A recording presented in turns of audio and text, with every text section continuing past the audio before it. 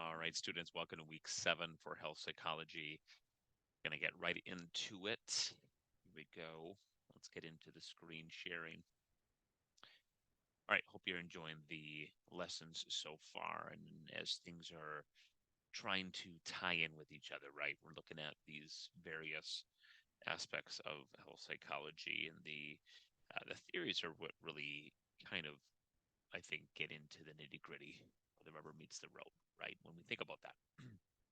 So today we're going to be talking about gender, health, and illness, and really, it's one of the shorter chapters, um, and I feel like that is not a bad thing, but it absolutely allows you to, um, again, go back into those previous chapters and see if you can connect in that way. So this week you are going to have the experience of health based on gender, the influence of gender conditioning of the health behaviors, and then the differences in health outcomes and those risk factors. So as you read and you watch the videos, by the end of the unit, you will be able to, again, those key pieces, examine, analyze, and describe all of that. All right. And then it's just beyond the textbook reading that you're going to be doing. But again, and I encourage you, as you read your discussion post, take those notes. And as you read other people's writing and such, you'll be able to see more of their take, their insight. I think that's the beauty of the culture that we have here in this class, the various backgrounds that we have on the class, both female and male, and we get to see kind of where your experiences have aligned. Which, again, that's the whole point of taking a collegiate level course in specifically to health psychology. We get to experience those differences and those takes in the various communities that we have. Here are your tasks for the week. All right, here are your tasks for the week. Again, feel free to pause the video, and I will encourage you to pause the video later on. All right, your reading assignment this week is, right, to expand your knowledge, and it's beyond just the chapter, but again, it's that supplemental piece as well. And again, we have to look at, and one of the pieces that we're going to talk about today is that motivator factor in terms of male versus female and their kind of their perceptions and their behavior specifically. All right. But then you can go into the basics of motivation and why people are motivated, or maybe slightly, maybe even increased level of demotivation, right? When we think about that. All right. What kind of differences in health outcomes do you think non-binary patients face, and how does psychology help us understand these differences? And remember, what we talk about was health psychology, or just psychology in general. It is there to help understand. It is there to help take what we know of the human, right, and it is in health psychology, the biopsychosocial model, which again is a very foundational piece of health psychology. But how does it understand beyond just health, right? And so we have to look at a variety of pieces in terms of how people are raised and their character and their personality, and that personality piece, and how we gain perspective, right? And that to me is where you want to, again, that last question, how do you think health psychology helps us understand and explain differences? And we're going to all be in different experiences. We're going to see things on the news. We're going to see things in the current events where we get to work to not only gain insight, right, and appreciate perspective, but truly empathize. I guess that's probably the best word to use in all of that. All right. And these are your readings actually for the week. And you can see 83 through 91. So not a lot of reading for this week. And then communicating with patients who have non-binary gender identities. Um, all right.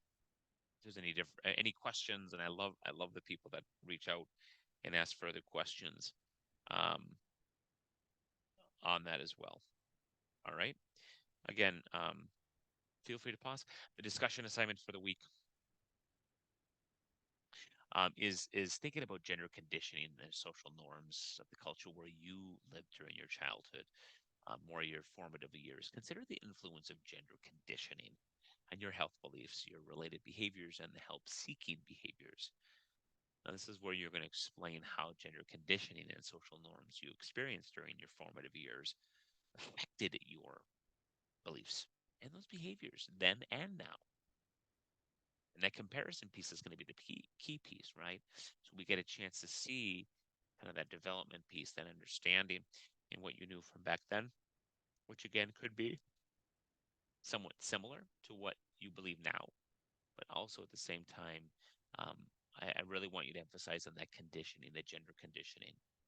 And that's where you get a chance to really showcase what you know, what you've learned um, for this week. All right. And really, as we understand psychology, again, think about this. It's really working on to help us learn and interpret the differences and the experiences of the people. And I think that is where the discussion assignment is. And I think you as a writer, as a participant, as a student, this is really a chance for you um, to be able to give us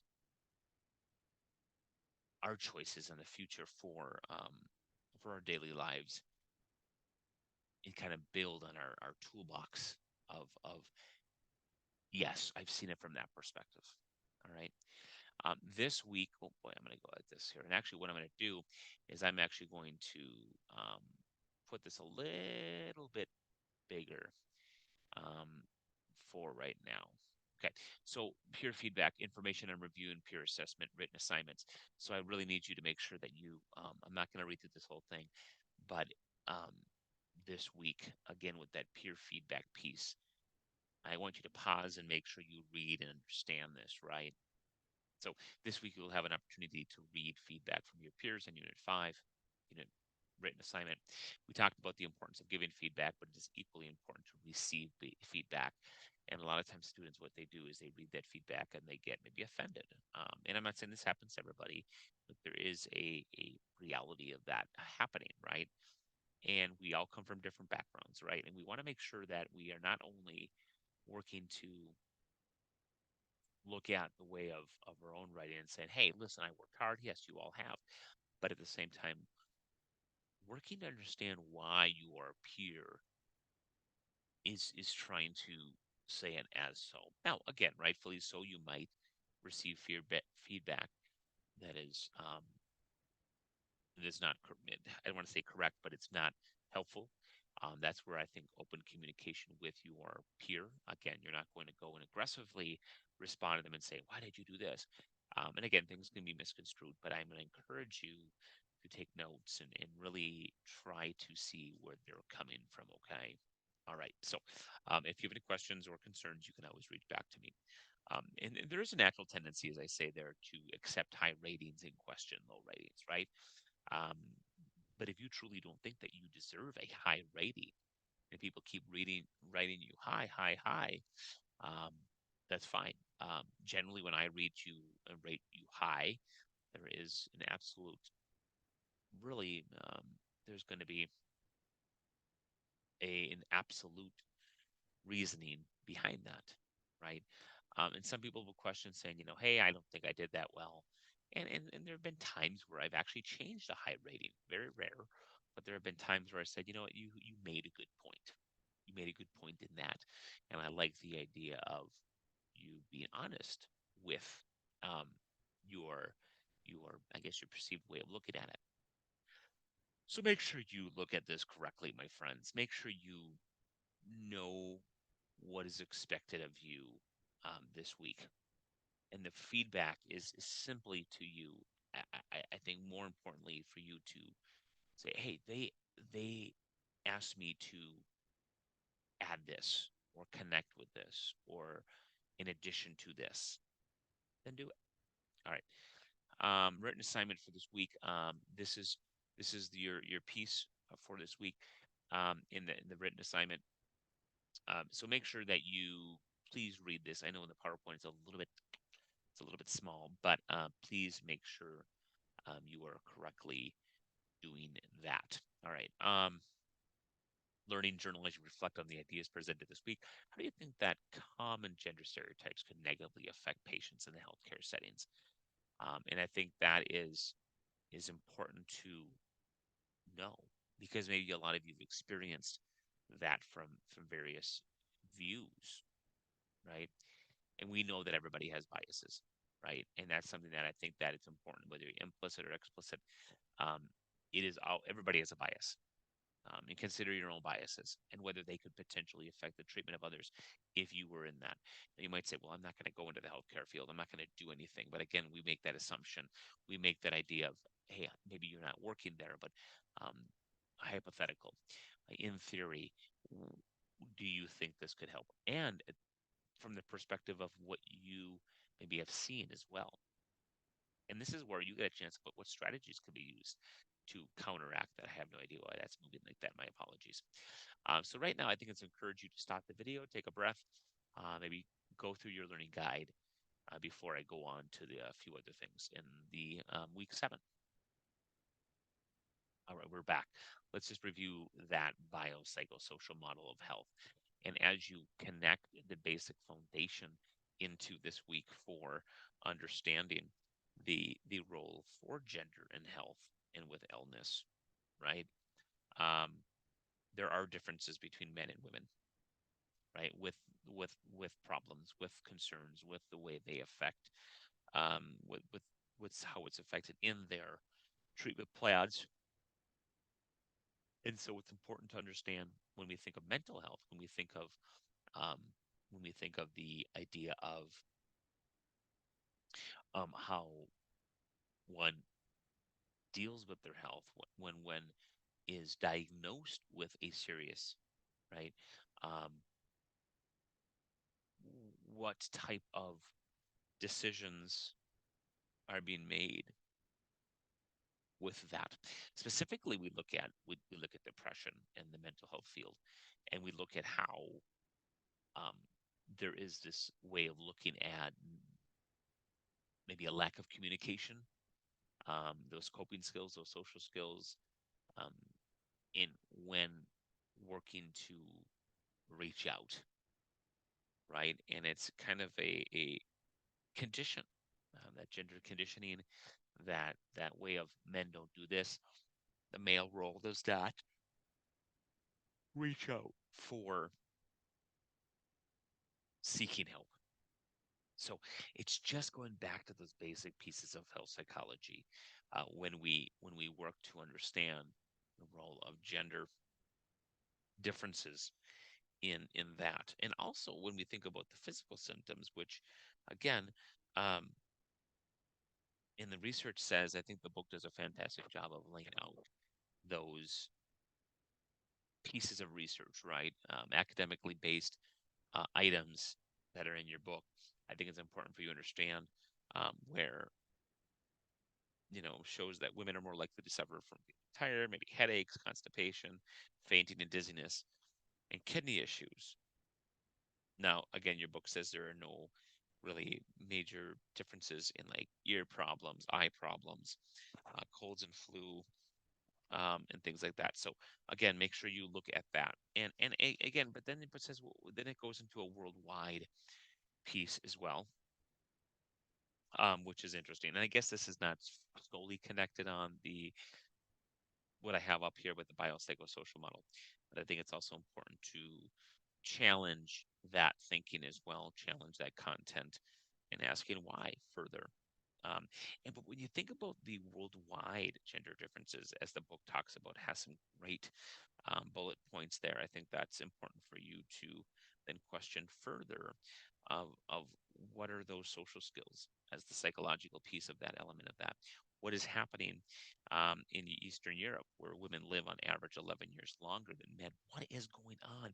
And again, is their social network more stable, right? Is that where the support systems socially, right? Have they been taught more coping skills? Is their coping skills resource, right, stronger than the males? Questioning in the idea of psychology is always going to be key anytime you go in any kind of learning, but it is important in the idea of understanding the human factor specific to our chapter is working to question and connect, okay, right, of the lifestyles of an individual, right? When it says men are twice as likely to develop and die from the 10 most common cancers, which both affect men and women. So when we think of temperament, when we think of the physical health, well, let's go back to when we go into the chapter, you're going to learn about those physical differences. So take what I just said there, right, in the components of the beginning of the chapter and think about that. Keep that there. So the biopsychosocial model also, again, just a review in a different model, continue thinking about that. So when we have someone like men, that are facing maybe depression, anxiety, maybe in the social cultural, their upbringing was, hey, you take care of your own problem. You don't need to go see somebody. Hey, you'll just have to deal with it. Well, then they don't have those coping skills. They weren't taught how to deal with it. So then it goes back into that piece where there's a lack of that psychological piece. And so when that biopsychosocial model in any of that, right, in the basic foundation of health psychology and health psychology looks at when that piece is as weak, there's an imbalance. There's an imbalance. And that's where we kind of start understanding the biological factors, right, in health psychology. And your book does talk about, mortality rates, excuse me. It talks about the biological factors, about life expectancy. So take a look at that, making sure you're understanding that. So we think about risk factors as well in behaviors. We know that typically men are going to be making those choices that are going to be deemed more risky. So when we talk about that, we talk about what they do look at risk, or we look at coping. They have something going on with them. They have stress. How do we cope? We cope with drinking. We cope with smoking.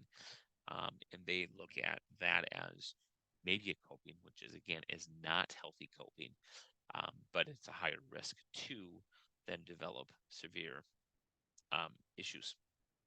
Okay. From the physical aspect, we'd look at professional sports. We look at professional football. You in America, we have professional basketball, professional hockey, and we have professional soccer, baseball. And I'm not saying that women are not playing these, but they're stronger focused on men. And when we think about that, there is a risk. Look at that group of professional football players. Look at those main professional sports in America versus those professional sports in women. We look at hockey, where, again, in the college level, checking is going to be highly encouraged at the men's level versus the women's level.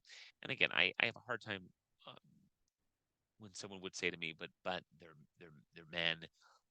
Women don't have the stamina. They don't have the strength to withstand that. I don't do well with that. That is something that I feel like is not really as relevant is relevant to health psychology. But when we think about that comparing between A and B, such as hockey, there's a high risk factor. Now, again, that's just a fraction of what we can look at overall. Think about all the other types of sports. Men are more likely to take kind of those high risk sports and engage with them. So, again, um, that risk is higher to develop some sort of injury, um, deaths, all those. Now, when there is a time when we're trying to when we're trying to let me go back over here when we're trying to find help, right? There might be a level of ego from men that will delay it because they feel like this shall pass, or I know what to do, or I was taught this. And again, it's that biopsychosocial, that social support, or lack of. There was that there was that key component in the biopsychosocial model that was broken earlier that does not allow them to process that healthy in a healthy way, right? Symptom perception, illness cognitions, perceived costs versus, well, maybe this would be helpful, maybe this would not be helpful. So again, it's going to all factor into that lack of motivation because there are other priorities in in life that one may not allow. So it also talks about the perceived control and perceived health status. So make sure you touch on that. But again, that goes back into the health belief systems. Um, in terms of maybe not understanding the severity of one's disease, severity of one's risks. So again, it helps to account for the way that, well, just that perceived control, right? And they say, well, I guess I don't have a lot of control right now. If this happens to me, it happens to me. There's that mindset. There's a lack of motivation towards, right? We can look at, there's a lack of motivation towards maybe even trying to, in a cognitively way, be understanding to the illness, to the disease. All right. Social norms, femininity versus masculinity. Um, and we look at the contemporary societies and what that means um, of men, just like hockey, men get hit, they can check versus women not, or playing aggressively. Boys don't be too aggressive with the girls. Okay, versus the other way around. So again, even at an early age, you know, we're trying to say, hey, care for the females, careful, be gentle. It's all from an early stage in life. And the coping in a school psychology world, um, there are more females that will come to me and work on coping skills when they're emotionally distressed than males. Even though I encourage that on the other end, um, and generally I will see more hostility and anger with the males than I will the females. Yet when they're hostile and they're angry, they're not coming to cope. They're not trying to find ways because they've been taught from a social perspective, right? From the um, and again, it could be an aspect of those biopsychosocial models, my friends. This is where that basic health psychology comes in. Again, they've been not given the support to know how to cope or to essentially maybe given permission from that family connection to cope, deal with it. What does that mean? So because we're all going to have those external stressors, all going to have those internal stressors, and that stress, my friends, as we know what it does to our bodies. So I hope you enjoyed the chapter. I think there's a lot of great information that you can call upon, that you can say, yes, that's what I knew. That's what I connected with. That's what I was taught when I was younger. So that's where I think there's so much um, the beauty of learning with understanding your experiences to health psychology. Because all the learning journals, all the information that we talk about in the writing assignments are really what we want you to draw from your experiences. And I hope that you can have those aha moments, because those aha moments are really just that. They are wait a minute, I really understand this theory, this piece of information to me. So, all right, I hope you enjoyed the video. We'll have a good night. Bye bye.